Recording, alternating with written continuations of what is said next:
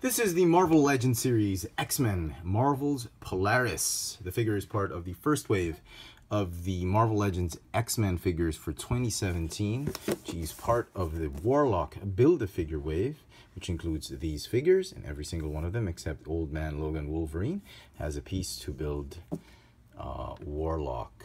And I picked up this figure at Kramer Toy Warden, and you know what? Here is the box art. Fantastic art. I'm a big fan. I'm quite a fan of Polaris. I loved her love team with Alex Summers, Havok, and I like them as a duo when they led X Factor and the book by Peter David. And it was a nice love team, and I was a big fan of this character because of X Factor. People actually thought, there was a time people thought she was a daughter of Magneto because they share the same abilities of magnetism, but she turned out not to be. I was still a big fan of this character. However, having said that, the figure is a little bit off-putting. Just to a certain extent, and I don't know how to place it, but they did one overview of the figure. Great cape, no wash on it, but it's made of this really nice soft PVC material. She's got the Jean Grey or type of gauntlet, and then she's got a nice paint scheme on her with the light. They really nailed that classic Polaris look to her. The head sculpt is absolutely phenomenal. I think they nailed it with that. It really is a representation of Lorna Dane, and green hair.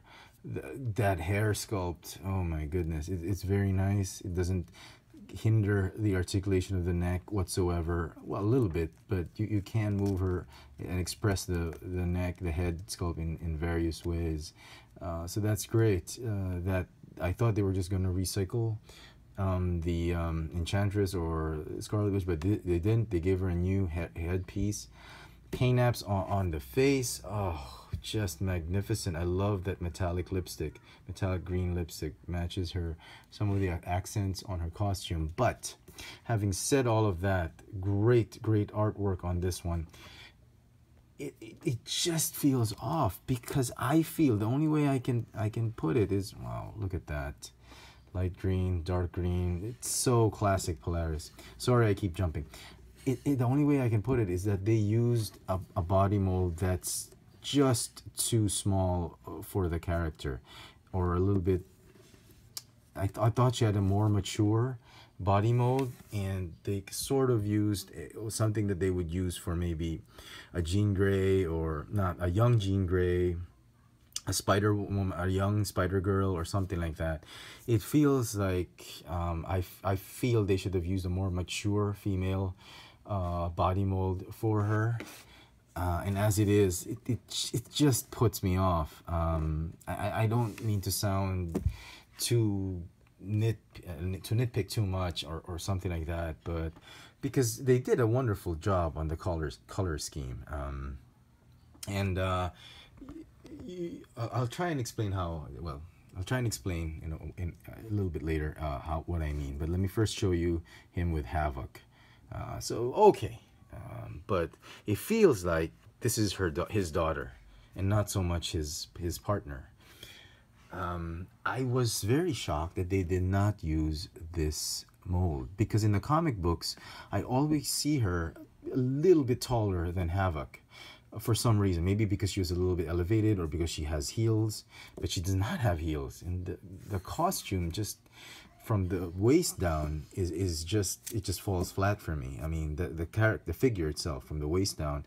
See, if you do this, it's absolutely phenomenal. But I think the choice of the mold for the legs and the feet is a little bit off on the part of Hasbro. They should have gone with this one. Personally, that's my personal choice. They could have kept the torso, this torso. They didn't have to go through with they didn't have to put the Scarlet Witch or Enchantress mold. They could have used that one, but used the Storm legs or this one. I think that would have been better. but this, I don't know if you guys see it, but it's just something weird about it, or incoherent with me, with how I saw Polaris in the comic books. Because look at her. Come on, man. Really, really, Hasbro. It just does not represent that. It feels like this is a much younger version of Polaris. Here is a Spider-Woman mold. This is like really the teenage mold. This is the, yeah, this is the small. I'm glad they didn't use this one. You know, just keep it in the background for now. Just so you have an idea of the different grade. I think, I could be wrong, but this is, if at all, it could be a new mold. The upper torso and the arms are recycled, but because of the legs, combined with that, it can pass as a new mold, I think. But, you know, having said that, I'm still partial to this mold. I wish they could have just used the legs and hips of this one and to this one. Engineering-wise, it might not be a good idea. I don't know, but yeah. The cape is removable. Take that off. You get to see more of the body. Fantastic torso piece from her glutes up. Wow, just a remarkable figure. I'm sorry if I come on as too nitpicky about this figure, but it's just anyway. Maybe I was just expecting too much. So articulation, ball joint neck on a hinge. It's got that ball jointed upper torso, no waist swivel. She's got a ball hinge shoulder, ball hinge elbow, ball hinge wrists that go in and up and down, or I guess in and out. She's got a ball jointed hip, thigh swivel, double jointed knees, no calf swivel. So I'm guessing it's really a new mold. Ball hinge ankles with the rocker tilts. The feet are definitely old, I think. I think it's, oh, they're new. They're much bigger than the, yeah, than the other feet.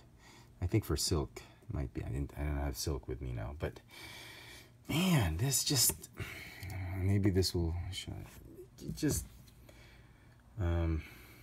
yeah.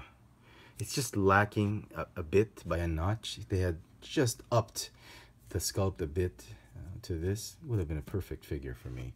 But again, having said that, the waist up, great, excellent figure. That's going to get a 10. The bottom part is going to get an 8. So on average, because also I'm a fan of the character, I'd have to give this one an 8.5 out of 10, maybe even a 9.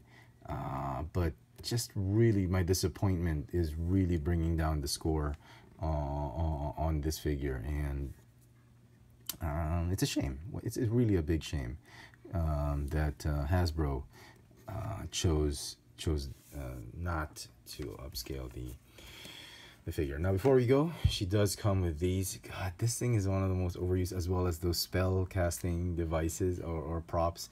It's that in that neon lime green that just looks like more of Havok's plasma bolts rather than magnetic energy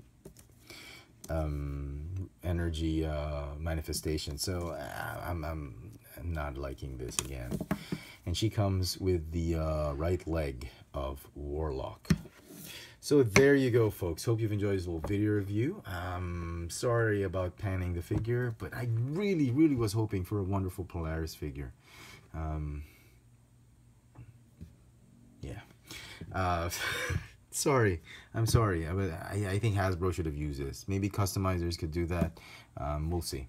So there you go, folks. Hope you enjoyed this little video review. This has been the Marvel Legends series, X-Men, Marvel's Polaris, from the new Warlock Build-A-Figure wave. Thanks for watching.